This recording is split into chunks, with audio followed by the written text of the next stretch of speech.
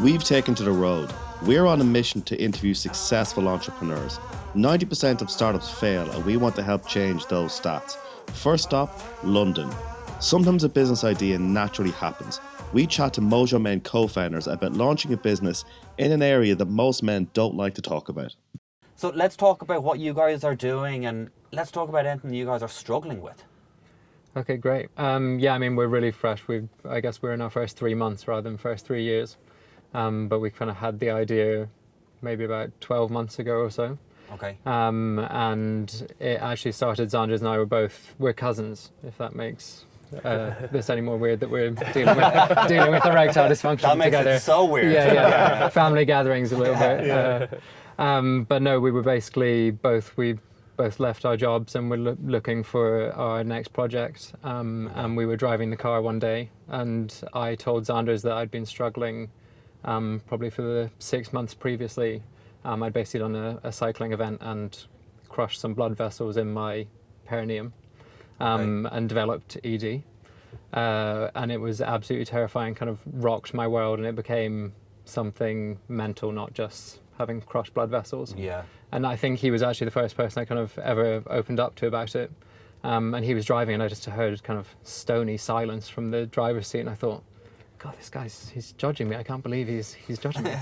And my cousin. Yeah, I was like, I can't believe. And then he was like, you know what, that's amazing. Like, I can't believe you've liberated me by speaking about it. Yeah, I think that's right. I think for me it was I'd sort of had this issue, and I sort of had felt unable to talk to anyone really about it, and it was very refreshing suddenly being there with Angus, him saying, oh, I've had this issue, and I thought, well, hang on, I've actually had this issue, and we were able to sort of start a conversation.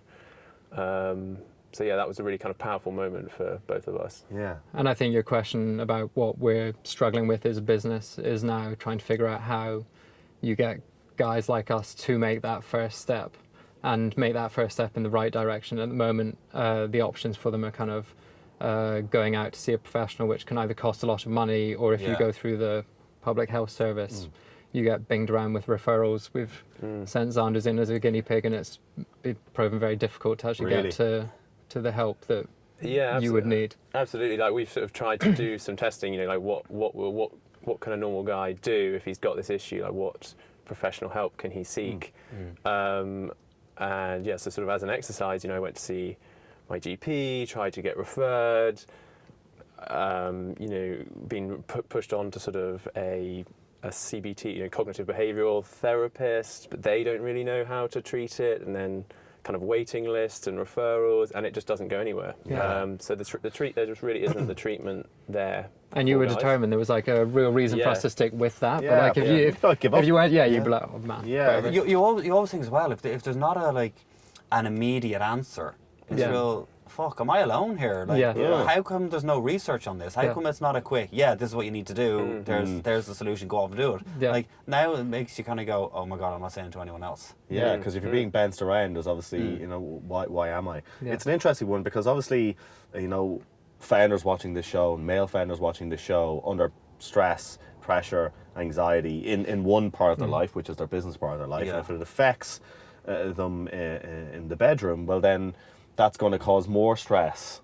The fact that there's a problem in the bedroom, it's more stress and more anxiety. And as you said just before we got in the van, it's not something people, especially in Britain, talk about. It's not something that they're going to be open talking about, because it's kind of bravado. It's not something men talk about in general. No. No. And that's why it feels isolating. And I guess as well, one of our problems is, I think that the way we're all living now, it's like instant gratification, instant fixes. Yeah. And at the moment there is an instant fix, and that has been the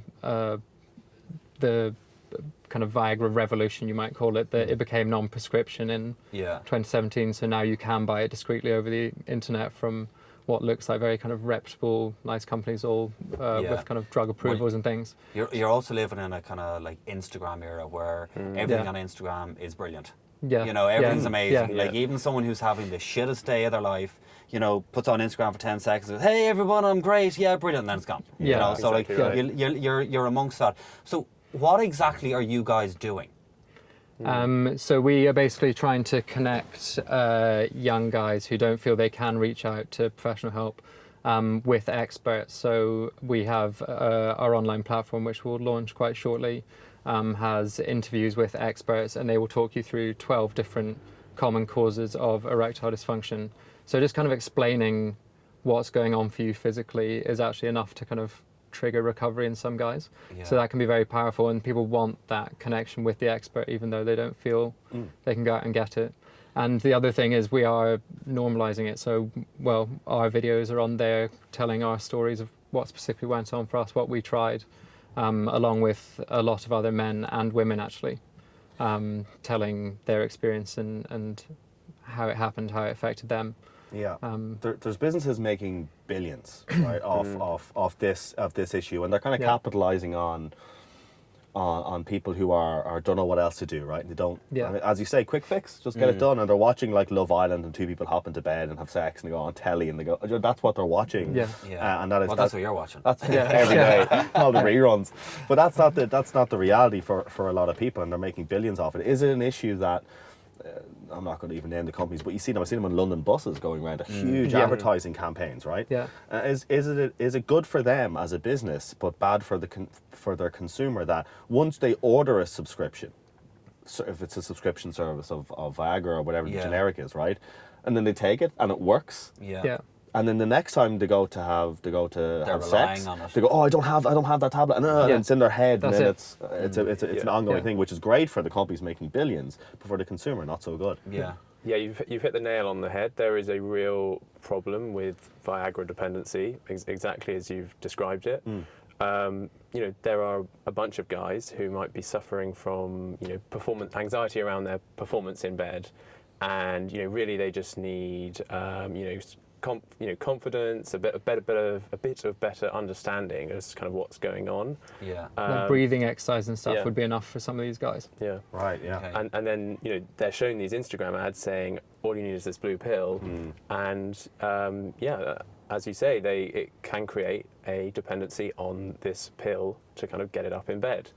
And then there's no way that they're going to be able to get it up without the pill once they've been taking it for a prolonged period of time.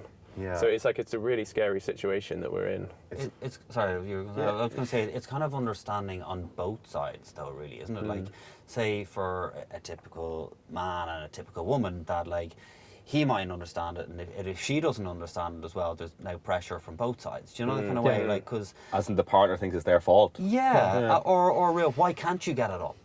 So like there's understanding on both sides. So you're kind of like nearly trying to educate, both sides of the party here. And that's why we have women on the platform as well telling their stories, because guys sometimes don't realise that they think like it's not worked, but they haven't really appreciated that that's really hurt the girl or the partner they're with, and they're feeling bruised, and it's all about them.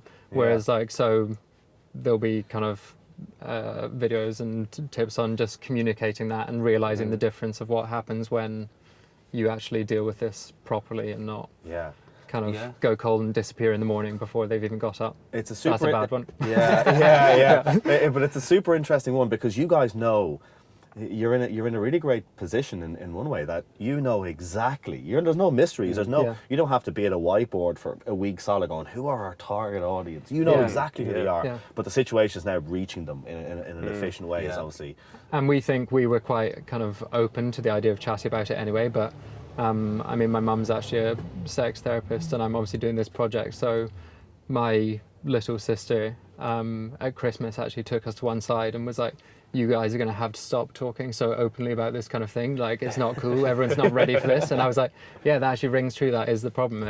Everyone's not ready to. But it's good when someone says that, because you're onto something as well. But you're actually opening up something. I think that's right. I think going back a few years, people weren't really able to talk about mental health. Talking about I'm depressed. That was like a big thing. And it is difficult, but it's getting easier. And I think this is the next thing. It's whether we call it sort of mental sexual health. It's the next frontier as we see it.